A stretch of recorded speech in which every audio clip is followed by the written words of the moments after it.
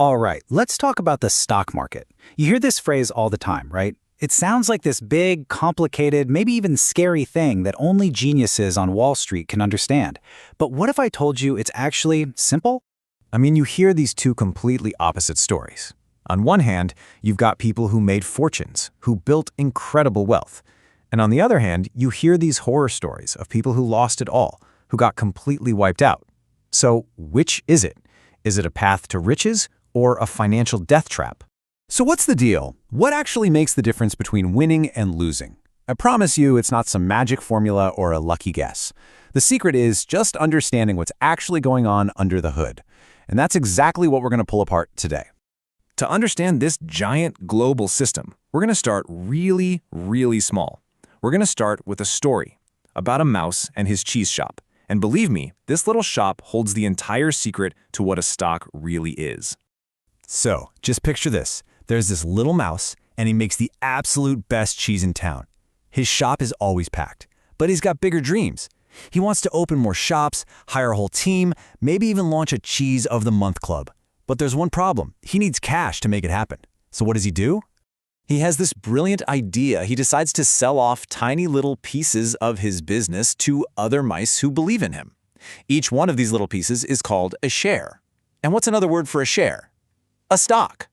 That is literally all a stock is. It's just a tiny slice of ownership in a real company. So here's how it plays out. The mouse takes his whole business and divides it into, say, 100 equal shares. Other mice who love his cheese and see the potential buy these shares. And here's the cool part. The moment they buy a share, they become part owners. They're on the team now. So if the cheese shop business booms and makes a ton of money, they all share in the profits. Okay, so we've got that down. A stock is a piece of a business. Simple enough. But that leads to the next big question. Why do the prices of these pieces go on such an insane, wild ride? It's a total roller coaster, and here's why. Let's go back to our cheese shop. And oh man, his big plan worked. The new cheese flavors are a massive hit. There are lines around the block every day. The business is an absolute phenomenon. It's not just a small shop anymore. It's a huge success, and the whole business is now worth way, way more. Now what happens? Every other mouse in town sees this success, and they're all thinking, wow, I need to get in on that. Suddenly you have way more mice who want to buy a share than mice who are willing to sell one. It's the most basic rule of economics, high demand, low supply. The price of a share has nowhere to go but up. But every roller coaster has its drops. Imagine the worst happens. A bad batch of milk ruins an entire month's worth of cheese. People get sick, the shop's reputation is destroyed, and the customers disappear. The business is now in serious trouble, just trying to keep the lights on. And now, you see the exact opposite happen. All those mice who are so proud to be part owners are now terrified. They're all scrambling to get out. You have a flood of people trying to sell their shares and almost nobody who wants to buy them. More sellers than buyers means the price completely collapses. It goes way down.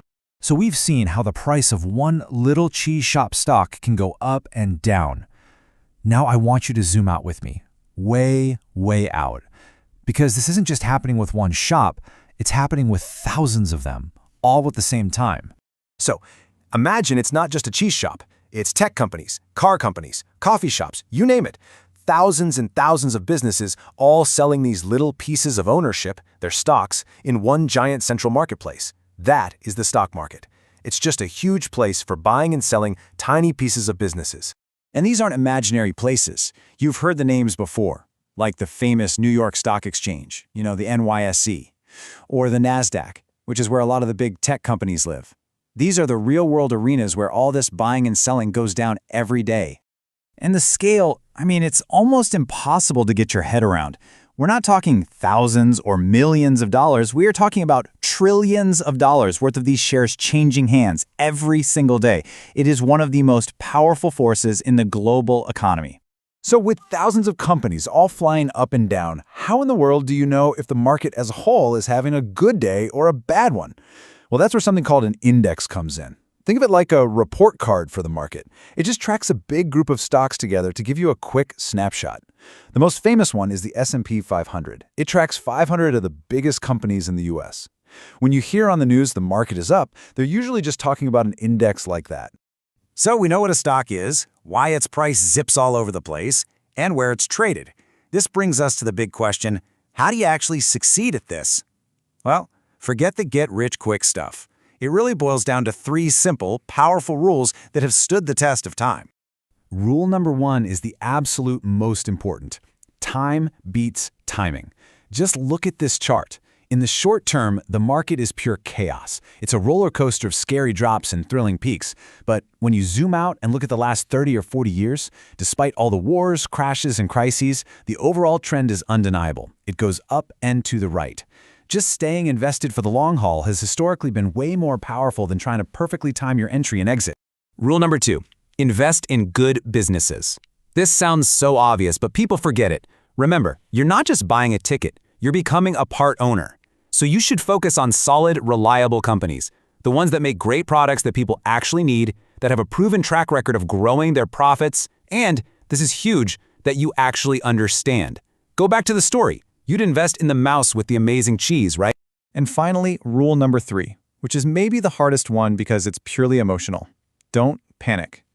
When the market is crashing and you see your numbers going down, every instinct in your body screams, "Sell! Get out now!" I get it, it's terrifying. But every single major market crash in history has been followed by a recovery that led to new all-time highs. Selling in a panic is the single best way to turn a temporary paper loss into a real permanent one. So after all of that, the cheese shop, the roller coaster, the 3 big rules, if you could only boil this all down to one single powerful idea that separates the winners from the losers, what would that be? It's this. This one sentence says it all. Time in the market beats timing the market. It's not about being a genius. It's not about predicting the future. It's about finding good businesses and having the patience and discipline to let time do the heavy lifting for you. And that, right there, is the simple, powerful truth of the stock market.